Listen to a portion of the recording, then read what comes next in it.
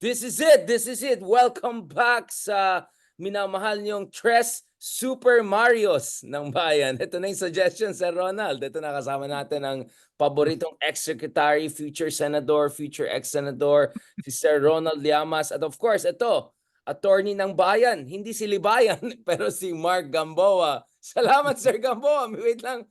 Iba na palang senador clothing. Sabi ko, sino ito agad? Na para mukhang... May sasabihin Oo. ako pero Ano wag naman na. tayo? Baka makancel ako. Basta si Sir Ronald, consistent shogun siya eh. Ito si Models of Manila Attorney Gambo. Bakit Senador Clothing yung ID name mo? Ano bagong Yun yung negosyo ba bagong to? brand ng clothing na ilalabas ko. Pang Na senador medyo lang. political ng konti para medyo Pang senador mag-election lang. eh. So, Oh, hindi so na medyo pwede. business naman tayo. Natawa ko kanina eh. May mga nagtanong eh. Abogado ba si Mark? Ang nagsimula dyan si Gio. Na abogado din, di ba, si Gio? Si Gio sino yung attorney na kasama niyo na mag-comment na talagang realistic? Sino? Si Mark. Oo nga, attorney Gamboa. Sige, kalat nyo lang. Wala namang masama. Wala namang masama. Iisipin nila. Pero bakit Senador Clothing? Di ba kasama mga ex-spokesman dyan? Yung mga hindi nanalo sa Senate pero may pag-asa ma-appoint ng mga di Pwede rin. Bakit mga hindi? mahilig sa Pogo. Mahilig sa Pogo, yung mga ganun. Alright. Tayo sa Kasama din yung mga senatoriable. Diba? mga 0.6%. Pwede ka na, Sir Yung Ronald. kasama din Pwede yan. ka na Senator Clothing. Oo. May May negosyo discount pala. yan sa clothing ko. Paglabas. 0.6% yung discount mo. Kala ko ukay sa Baguio eh. Okay. Ito na guys. Marami tayong pag-usapan. Harry Roque. Ito na, mayroon ng parang may pagka-travel advisory-esque na nangyari. Hindi naman blue notice ba yan or something? Hindi naman gano'n. Obviously, maraming development din sa Manila. Ito na. Officially with admin or at least lakas CMD na si Mayor Lacuna. Ano implication nito for Isko and others? Pag-usapan din natin, of course, itong latest sa opposition. Surveys coming out showing na medyo yung DDS base is not as strong. Si Baste Duterte, ang pinakamagaling na speaker ng bayan kanina na kung ano nang sinasabi, pag-usapan natin. Pero bago yan, balikan natin ang double gold medalist Carlos Yulo, aka Kaloy. Ayun. So dito Congrats! Team Chloe. Nasaan yung mga Team Chloe? Pakpakan naman dyan. Ayun, Team Chloe. Let's go! Yung mga Team Attorney Fortune /Mommy. Nasaan naman kayo dyan? Buhay na naman si Fortune. Kung kailan patapos yung career ni Roque, ni Harry, si Fortune naman ang bumalik sa eksena. Yan, yung mga talagang I'm sure pro bono yan, no? Kay Fortune, I'm sure ginagawa niyan para sa bayan, no? At of course, Team Tatay. Sa daddy yun yung kawawa eh. Siya talaga may point si Team Tatay. Okay, pag-usapan natin. Simulan muna tayo kay Sir Mark Gamboa kasi ikaw yung extraordinary entertainment / politics vlogger natin. Give us the lay of the land, kumbaga, Sir Mark. What on earth is going on? Ayun, sobrang out of hand na. Sobrang, it escalated very quick na umabot na sa Forbes. Diba? Sa ibang bansa, ni-report ng Forbes na Olympic gold medalist claims that yung kanyang nanay has been stealing money from him. Hindi ba naman nakakahiya? Diba? Na umabot pa doon. Ay, nako. Yun, pero ito ang sinasabi nila, nagsimula naman yan lahat dahil dun sa unang post nung si Mami Angelica, na parang nag-cheer pa doon sa Japan. Yung Japan lang malakas, parang ganun yung sinabi, na parang hirit dun sa kanyang anak. So obviously may gap yung dalawa. Tapos it was made worse nung siya ay nagpa-interview kung saan doon na, kasi ang daming memes doon sa interview ang daming nakuhang mga clips kung saan sinabi niya, never kami nagnakaw, meron pero portion lang. hindi siya aaray. Okay? Tapos Parang ang Harry, natawa ko doon, may parang, part pa doon siyang Mark, sinabi na parang ano, Parang Harry Roque magsalita. Parang digong eh. More Diyos ko po. digong May eh. sinabi pa si Walang Mami na preno. kasi tinuturuan niya yung mga bata, so kukuha minsan ng pera daw nila, bibili ng gamit sa bahay para meron daw silang remembrance nung pera nila. So yun yung so, so Wait lang. hindi ko maintindihan ba't nagpa-interview. Mark, tanong ko lang. Di ko na-gets. So yung binigay niya account sa Vito Cruz, yun yung ginamit niya sa credit card niya. Medyo ang complicated yung Yes. nangyari ah. So Collateral sa credit card. may nakuwang cash prize ata. Yun yung ginamit niya na para sinilid niya sa bangko, tapos nilock sa bangko para makakuha siya ng credit card. Tapos nung gusto nang tanggalin yung pera, hindi pwede kasi daw macha-charge siya. Macha-charge nga naman siya doon sa credit card. Ayun. Kaso to make things worse, sumagot pa itong si Kaloy. Okay? So yung iba, pinupuna si Kaloy, dapat hindi na daw sumagot. Sumagot siya kasama yung kanyang girlfriend sa likod na medyo sweet pa. Ayaw nung nanay. Ayaw nung nanay. So doon pa lumala Sila kasi nakasama, nakabantay siya sa likod. nakabantay. Andun Nakita siya. mo na tong meme na to? Pinost ko sa Facebook ko, nag 10,000 likes eh. Nakita mo na to, Richard? Ayan. Kita ba? Ayan. Nakita ko yung Bongbong and Sarah. Ayan. Ayan. Si ano yan? Si Makoy Yulo tsaka si Inday Chloe. Oo, Inday Chloe. Sa bagay. Ang Tapos, daming memes. medyo Ayun. Tatay Digong yung isa. Gano'n. So, doon lalong sumabog. So, nung si Kaloy na nagsalita, pinick up na ng mga international media, lalong sumama tuloy yung sitwasyon. So, kanina nagpa-press con yung nanay na parang gusto na makipag-reconciliation ata. So, sana naman maayos yung kanilang problemang pamilya. Hindi na dapat nilalabas yan eh. Pero, yun nga, nandito na tayo. Lalo na kung meron kang 85 to 100 million, talagang lahat makikipag-reconcile sa iyo, no?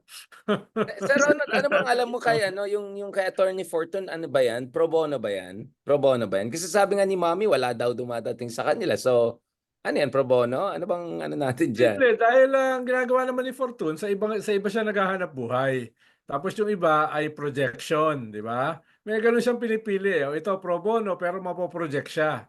Di ba? Tataas yung kanyang stature. At pwede na siyang kunin ng mga iba.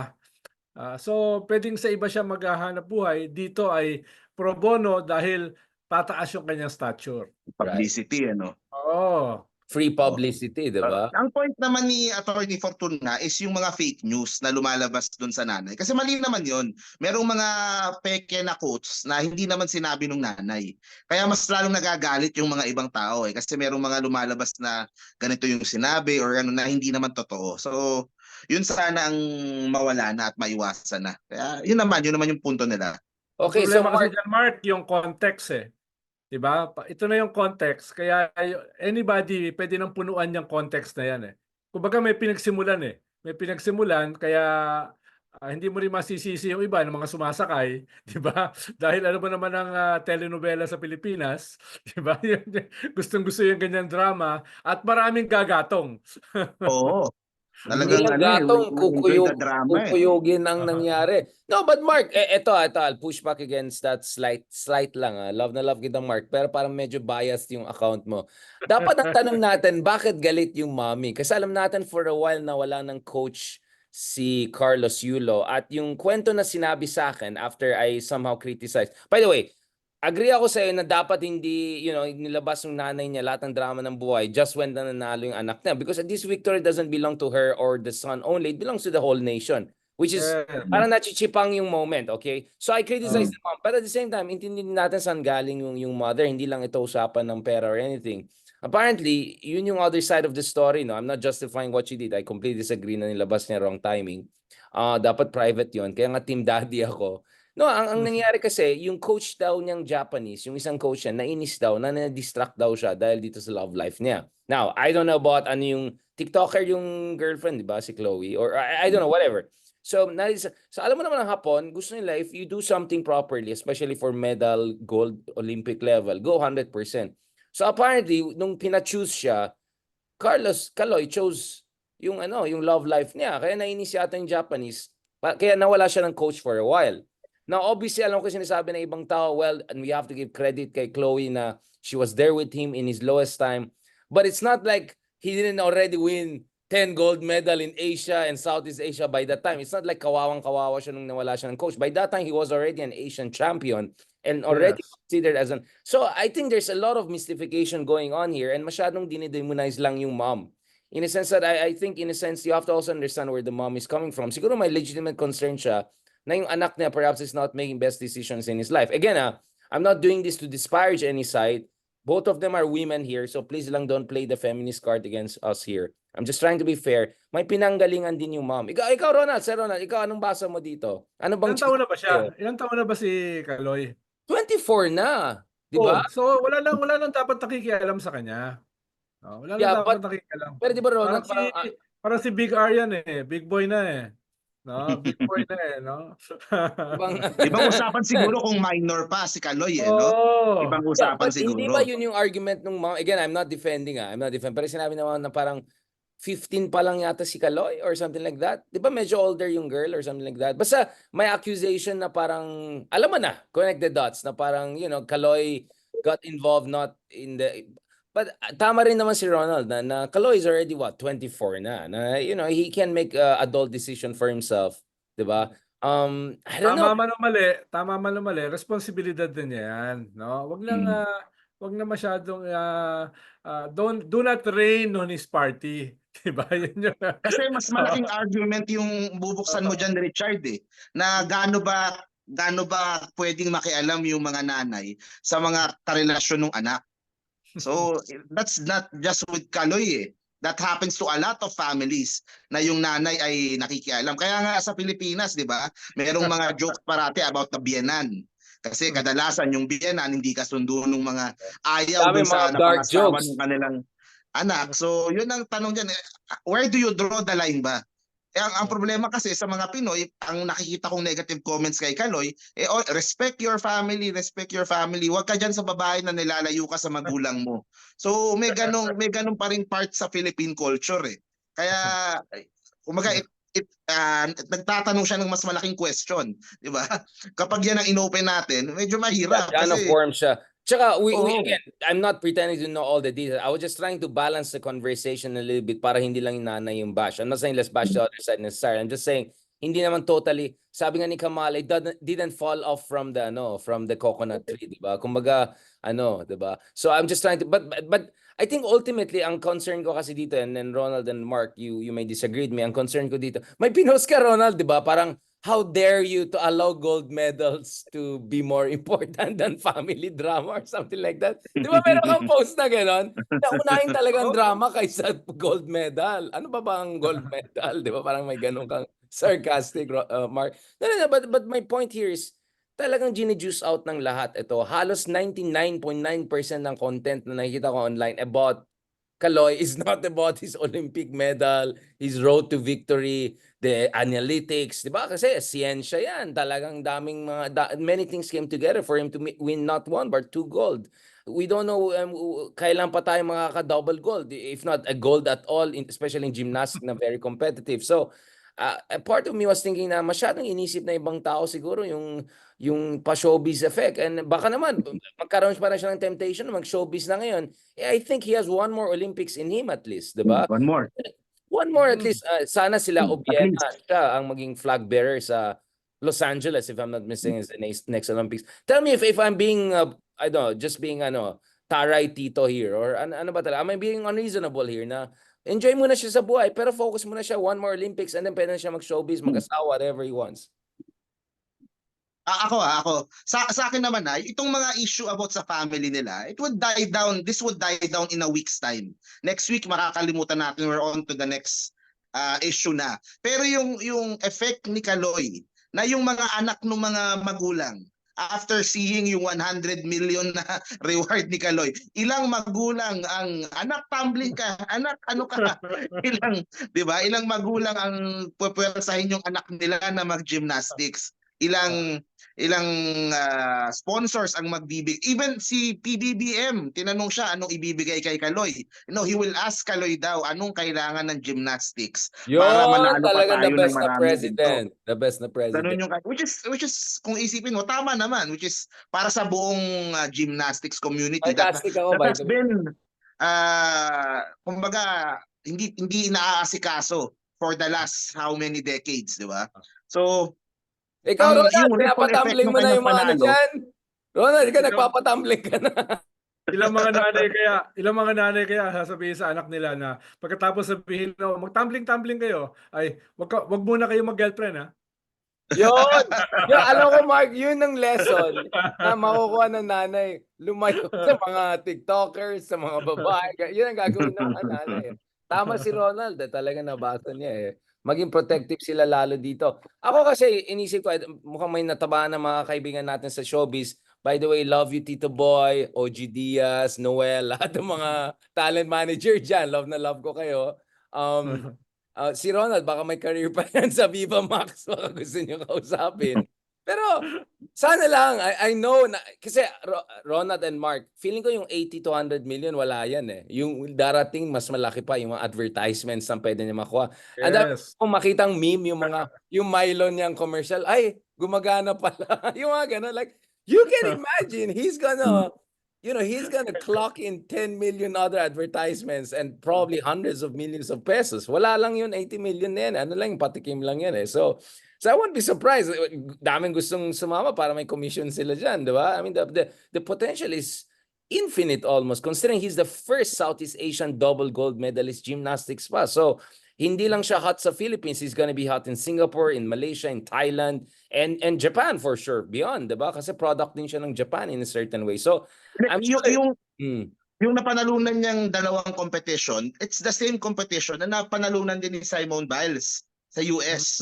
Diba? So Yes. maski doon napapansin din siya eh. So Exactly. big win talaga. He's already the most decorated Filipino athlete of all time, diba? With 2 gold Yes. medals. Pacquiao Diba? level. Doon pa lang eh. Nandun ka na kagad eh. So and he still has more years left in him. Kaya well deserved.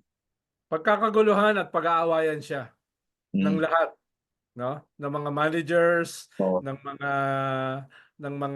kamag-anak, no? Mag-anak. Kaya dapat very Simula stable pa lang siya. yan ng drama. Oo.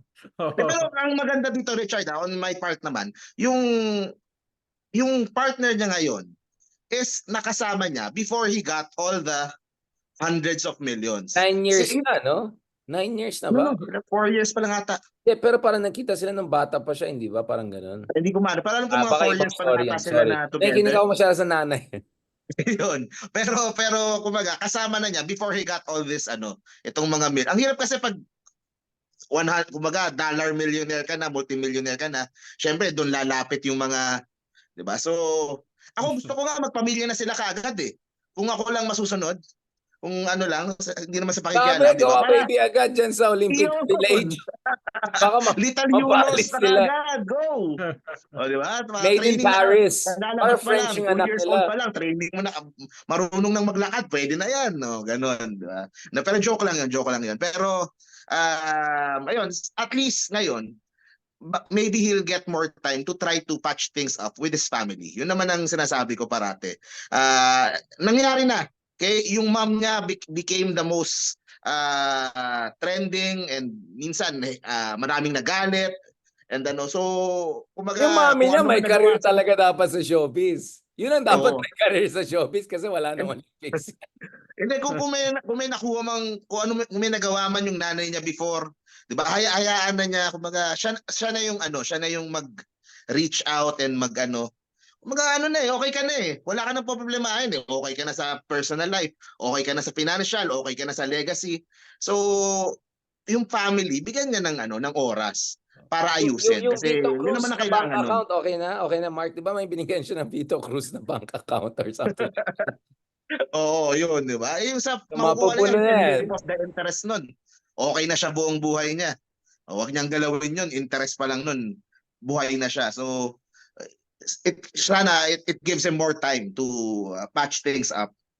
Sir Ronald Shogun, sa tingin mo ba I mean, this is unprecedented. We never had this situation of double gold Filipino, especially gymnast pa, napakahirap na sport, competitive na sport. We don't know if we'll ever have it. Of course, fingers crossed we'll have more of this, and sana simula lang yan. But it's really, really difficult. I mean, we rank now above Spain, Portugal. Ang dami natin bansa na natalo ngayon dahil sa 2 gold ni Calo. It just shows how difficult it is to get 2 gold, especially by one person. I mean, this is incredible. This is an incredible feat. Saka hindi lang yun, no? Dito sa ASEAN region, no? First ever, first ever. Tayo lang nakagawa nun, no? Yeah, first ever yan. And first din naman tayo nag-medal, di ba? Yung bronze medal na Ilocano swimmer, di ba? So, Ronald, hindi ba parang nachichipen yung moment with all of this drama? Do you think warranted yung sinasabi ni Mark na tanggapin natin there'll be just all of this exaggerated initial response and euphoria? But the important thing is that he set a legacy and it's building on that legacy. Is that also your take? Hindi naman rare yan eh. Marami namang mga sports icons, maraming mga gold medalists na controversial din yung kanilang personal life, no? Kaya depende na yan paano i-manage mismo ng athlete na hindi siya makaapekto dun sa kanyang mga future battles. Pero marami yan eh, 'di ba? Marami mga icons, mga mula kila Babe Ruth hanggang kila Ali, 'di ba? Hanggang kila Tyson, hanggang Michael Jordan, di ba? Even si Pacquiao binabanatan hanggang ngayon, 'di ba? Dahil sa kanyang family life, sa kanyang lifestyle, etc. Ingat lang, Ron. So wala akong kilala na sports icon na naging santo. Naging santo, no? Pero Olympics kasi ito, Ronald, hindi ba medyo iba yung Olympics? They are as human as us, no?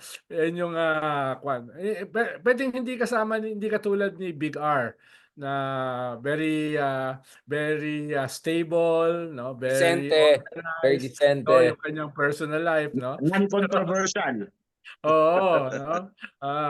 Kaya hindi yan, sinasabi ko lang, hindi yan bago. Kailangan lang i-manage na it won't get blown out of proportion, no? Later, gawa na lang siya ng bestseller na libro tungkol sa buhay niya. No? Parang Pacquiao and all of that. No, exactly. For me, 100%. You're right in a sense that we have example of very high performing boxers and you know and sports stars. Kobe Bryant, God bless his soul, you know, Mayweather, Jordan, who still perform very well despite all of the controversies and pressure in our... Pero yun nga, inisip ko kasi Olympics to eh. Medyo ibang Olympics sa professional entertainment sports. In fact, sa entertainment sports, mas maganda controversial ka eh. Ang naiiba lang dyan, yung mga Cubans. Dahil yung Cubans talaga, pag sumali sa Olympics, ay very rare na nagpo-professional. Lahat sila ay hanggang mamatay are amateurs. Kaya very disciplined talaga. Hindi lang yung kanilang career, mismo yung kanilang buhay, no? Yun lang na nakikita ko eh. Wala kang halimbawa, Teofilo Stevenson, no? Yung mga Cuban giants ng sports. Parang yung kanilang personal life, wala kang nakikitang controversy eh. No? Sila lang yung nakikita ko na talagang pati yung kanilang personal life ay hinuhubog o sineshape para hindi makasagabal o makabawas dun sa kanilang sports life, no? Pero mga bansa... But that's a very Soviet thing, di ba, Ronald? Kasi North Korea also. Yes, exactly. Central Asian countries. It's a very Soviet tradition. Even China to a certain degree, I would say. Yeah. Yes. Pero yung mga Western countries, kasama tayo, ay hindi ganyan ka-regulated yung personal life at saka yung professional life, no? Hindi ganun kakwa. Kaya aasahan mo na maraming ganyang controversy. And publicity is good in a sense. It's good for business, right? Especially if you want to do entertainment, advertising. Buti nga si Heidi Lin walang ganong controversy sa buhay niya. Yung coach niya ay naging partner niya, di ba? So walang ganon hindi siya minumulto ng ganyan. Pero very rare yun, Very rare yun. Yung mga champions, yung mga icons na walang controversial personal lives. Most sports icons, no, ay merong mga controversial personal lives. No? Gusto ko lang idagdag ni Richard, sa rankings ng Olympics ngayon, number 23 tayo overall. Imagine that. Philippines, number 23 sa out of the hundreds of countries na nandoon. And we can win one more medal pa at least. Assured tayo ng bronze, but hopefully at least silver or gold. So that could push us up to top 18 or 19, di ba? Just in case if we want one more gold. just to put things into context, we are the 13th largest country by population. So siguro, hopefully one day we can win as many medals as our population weight, diba? So I completely appreciate na nasa top 20, 25 tayo. I think at the very least magta-top 30 tayo by the end of this Olympics. That's a great feat. Most likely will Kung be hindi pa bawasan yung budget ng ating sports commission, baka yung PhilHealth na budget ibalik nila may Maharlika Fund. Kung nalipat pa sa sa flood control. Baka kailangan natin ng flood control Olympics next time. Tingnan natin ang mangyari. Basta pag ang Olympics ay marites, showbiz, talagang purong gold medal tayo. Siguro ang kalaban lang natin dyan, medyo mga Latino at saka Indians, di ba? Magaling din sa drama yung mga yan. So, may mga silver and bronze din tayo just in case hindi siya purong gold lang if marites Olympics. On that very positive, gentlemanly, supportive note, from Team Chloe, aka spokesman Attorney Mark Gamboa, and Team Ali G / Mayweather, si Secretary Llamas. Maraming salamat from Team Tatay, spokesman Ricardo. Hey Dariani. Maraming salamat guys for this very inspiring episode. One more goal, at least kaya natin yan. And also congratulations to EJ Obiena for making it really close. Almost there. Si Duplantis lang medyo nag-Super Saiyan 5. He broke pa his record twice pa. I mean like, dude, chill. Tapos sa dulo, gumanon pa siya. No? Ginaya na yung Turkish guy. Di ba? Ginaya pa yung gano'n. So, okay lang yan. I think he has one more Olympics in him at the very least and definitely an Olympics na hindi lang marites, hopefully gold medal level. On that note, thank you very much. RRM Tres Marios, Super Marios.